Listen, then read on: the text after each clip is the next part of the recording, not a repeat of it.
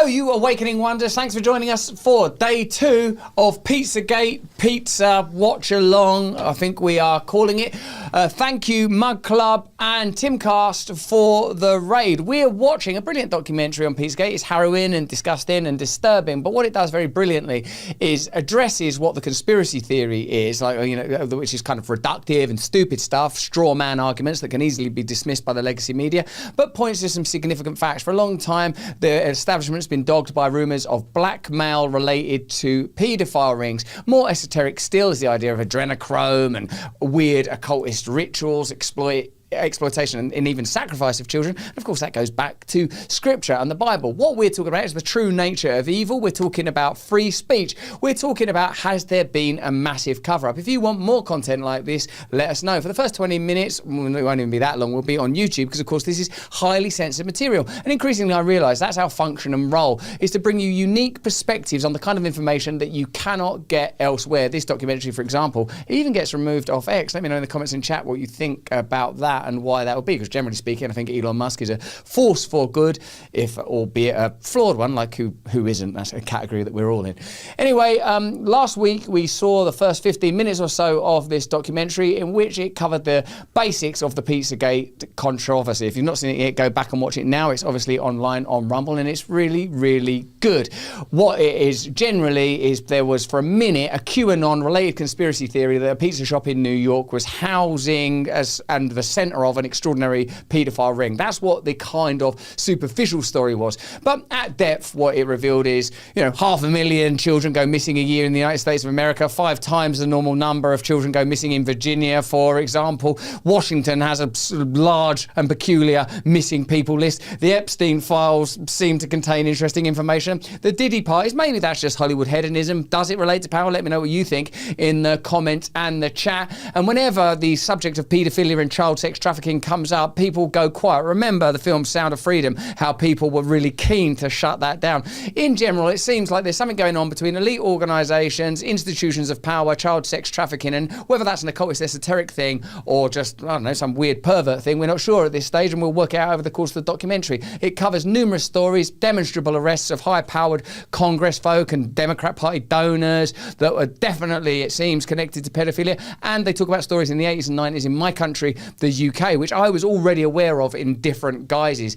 Before the internet, there was a little thing called books, and I remember David Icke actually publishing a lot on this kind of story. Let us know what you think in the comments, and chat will be with you for the next hour. Thanks for joining us. Jake, you were talking about how there's a kind of pre-bunking that goes on. Now, a clear example of this pre-bunking, I'm interested to see what you're going to say, is like, we were told by Schellenberger that when they knew the Hunter Biden laptop story was going to break, they called together loads of high-profile journalists and said, hey, look, and when I say they, I mean the CIA. It was the CIA in this instance. They called together loads of high-profile journalists and said, this story's about to break about Hunter Biden's laptop being in a repair shop in Delaware and that it contains loads of compromising information. It's not true. It's Russian disinformation. So all of the journalists have been primed to write those stories. And additionally to that, they were censoring and controlling online information. Twitter, as it then was, participated and complied. Facebook complied. Alphabet, Google complied. Therefore, the 2020 election, where 81 million people, 15 million more than voted for Barack Obama, voted for Joe Biden, and Trump lost the 2020 election. Now, you know, just so you don't take that as a tacit endorsement of Trump by me, you know what my feelings are of Trump. He's kind of magnificent and extraordinary, but my point is this: information is managed, manipulated and controlled. Powerful people that are useful to the system are elevated, and inconvenient voices are destroyed and smashed. What was you going to say about them conspiracy theories there, Jake? Oh, I think the movies, you know, if you look back, like I think about, you know, rest in peace, Gene Hackman, Will Smith, Enemy of the State. You remember that movie? Yeah. So this movie, it looked crazy when you first watch it, like the CIA is watching, and he's kind of the crazy guy that sort of, he's in a Faraday cage, and he's like, doesn't want his signals to be.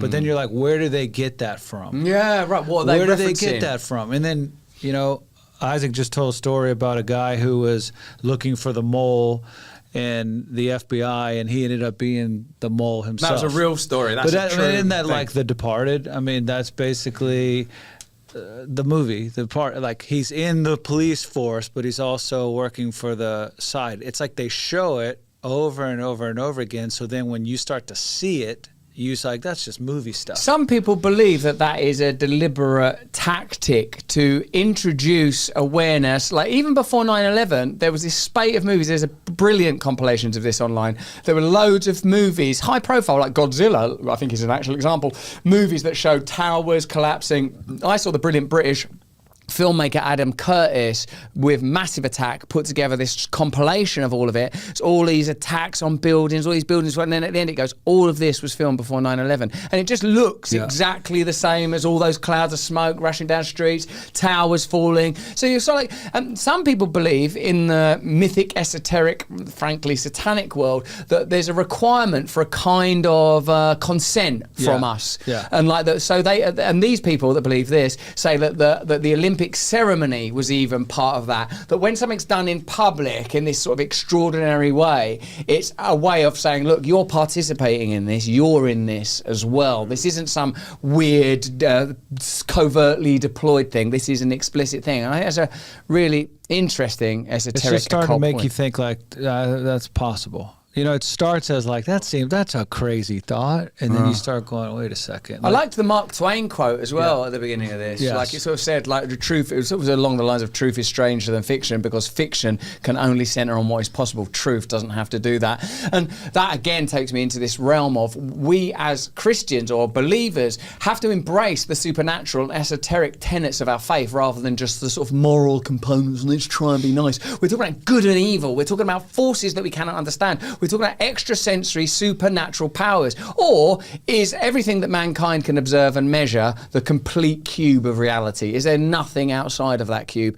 If you think that everything that can be known is known, I've got 3 letters for you. They are LSD, and you will recognize that your reality melts before and beneath and within and outside and behind your very eyes, and everything that you hold to be true, linguistic models, the nature of consciousness, the nature of reality, the nature of space, physics and time, all seems somewhat mutable and movable, and not to be the umpteenth person to miscite the double slit experiment. At the smallest observable level, reality does not behave in accordance with Newtonian or even Einsteinian physics. So we have to remain open to possibilities that what happens ceremonially here on Earth connects to ulterior factions and aspects of reality. And I suppose that's one of the aspects of Pizzagate that I'm well into, that it's about dark, esoteric, satanic power, that it's not just a bunch of powerful people getting it off. Because also, by the way, don't you sometimes think this? I mean, who's all these people that want to have sex with children? Like I thought it was a niche interest. You know, that dude in the other episode was like, it's like 80% of people in power. I mean, it's just, you'll see the reference if you watch yesterday's. I mean, it's got to be higher than what we all think / hope it is. Some people think there's none of those people are like that. And everyone hopes there's none. And no one likes to talk about this stuff because it's so uncomfortable. So everyone's basically like this. Yeah. So when you hear that it's even 10%, you're like, what? Yeah. And in government, what are people meant to protect? Yeah, I'm no doubt that those people. Where are these 500,000 kids? And what is Tim Tebow talking about on Sean Ryan's show? So first of all, that is a DOJ law enforcement map. It's called the Red Dot map. And this is over the last 30 days, and every red dot on that map is at least one unique IP address of individuals downloading, sharing, distributing child abuse and rape images under the age of 12. And there's over 111,000 of them just in the US of the last 30 days. And I wanted to bring that because I think it brings to life so much of the evil that we're trying to face. And people will say, well, that's just over there and it's in those countries and it's all of those places. And it's not. Sean, it's right here in our backyard. It is right here. And out of everyone, and some people will say, okay, well they're just downloading and sharing it and distributing it, but they're not. 55 to 85% are also hands-on offenders, and your average offender has 13 victims in their lifetime. 13 victims. Every one of those red dots there's a boy or girl that is suffering on the other end of what they're sharing, downloading, or distributing. And I wanted to share that with you because I know that your heart breaks for them. And I think that map brings to life the evil that we're trying to fight. And some people will say, well, that's just, they're just downloading it and they're just sharing it. And no, it's not just that easy. You have to go in, you have to download it just, a peer-to-peer, and then you have to be able to download all of these images, and then you're sharing them. It's not like this just happens by accident. It's not like, oh, I just looked at a bad picture, and it's not like this is a photo of a baby in a bathtub. No, so many of these are brutal abuse of children. And when we go back to those 50,000 boys and girls that are unknown in the ICSA database that we were talking about before, out of those 57,000, over 3,000 of them were infants or toddlers. It seems like there's a weird, mad child sex trafficking crisis going on, and that's not being invested correctly. We spoke about it in episode 1 about how in our country, my country, the United Kingdom, there was meant to be an inquiry into rape gangs and child abuse, and it all gets shut down. And the person, makes you look at the whole Tommy Robinson situation in a slightly different light.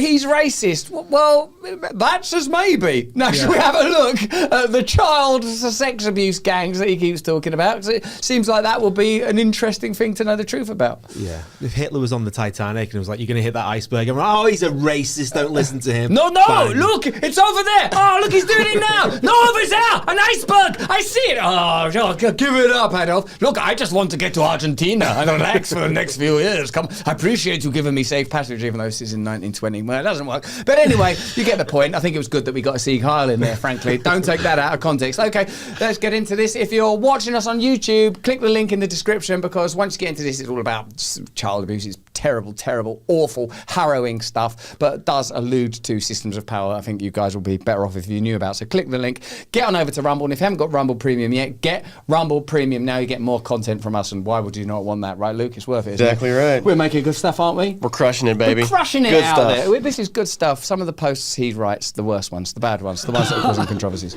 Real people have suffered and had their lives ruined by it. And this certainly isn't limited to just politics. You know we're very grateful to be supported by some great partners over here on Rumble. Here's a message from one now. Free speech is under attack. Mine particularly, yours and everybody's. Whether it's British government officials demonetizing people on YouTube, putting people in jail for Facebook posts, or the various other ways the nefarious systems and institutions that work, I reckon, for Satan drag us down into the pit. We have to fight back. And how are we going to fight back?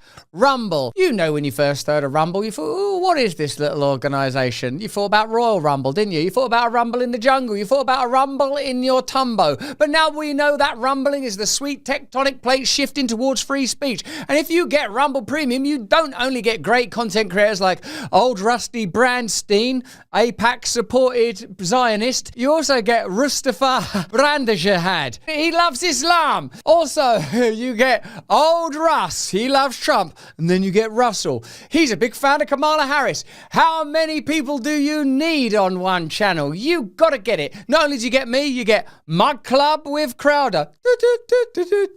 You get Glenn Greenwald. He broke the Edward Snowden story. What do you want from people? You get Kim Iverson. And there are also many people on there that are Jews, gays, blacks, whites, lellas, trans people. Dr. Disrespect. He's got to be. Is he? We've got everyone. Chris Pavlovsky, there's not a donut he won't dunk. Claudio, he a bit Italian. We got great people at Rumble working just for you to make sure you get free speech, the sweet taste of freedom sluicing around in your gums. When major advertisers conspired to pull their dollars like Dunkin' Donuts, they said that Rumble had a right-wing culture. Well, that can't be true. Let's have a look at just some of the posts here. Rumble is a lily-livered place where gays and Zionists, as well as queers and trans plus folk, can get together. And that's from Steve Bannon. Look at this here. I come on to Rumble to do my flower arranging. That's from Tommy Robinson in the UK. Look at this. I come on here just to look at men in tight-fitted denim hot pants. That's from Don Trump Jr. All in the Rumble chat. This is a free speech conduit where you're free to be whoever you want to be. Look, you can say whatever you want in the comments, like glick me out my stoke hole. You can't sniff that on a Wednesday. You put that 5 knuckles deep, baby. Hey, Benjamin Netanyahu. You're always going on about Benjamin Netanyahu. The Houthis are coming. The Houthis are coming. How many people must be Clinton to death? You can say whatever you want. Socks and the White House cat's even killed itself. Chelsea Clinton, how's she surviving with them parents? It's all available to you in the Rumble chat. For a limited time, you can get 10 of your American dollars off, and you can use crypto, baby, using the promo code APAC. No, using the promo code BRAND. Visit rumble.com/brand and get your discount today. Together, we can turn the crimson tide of foaming propaganda and stay free together. Click the link. Politics. Oh no, I haven't even touched on Hollywood. Let's go! If you're watching this on X, click the link in the description. Join us over on Rumble and Rumble Premium. If you ain't got Rumble Premium yet, get Rumble Premium now. Let's continue with the documentary. In 2013, actor Corey Feldman gave this interview with ABC News telling us about Hollywood's big bad secret. I sort of remember that, and that's just another one of those things we've dismissed. Let's get Corey Feldman on here. Yeah. Let's get him on. Let's talk to him about it. I can tell you that the number one problem in Hollywood was and is and always will be pedophilia. That's the biggest problem for children in this industry. The casting couch even applies to children.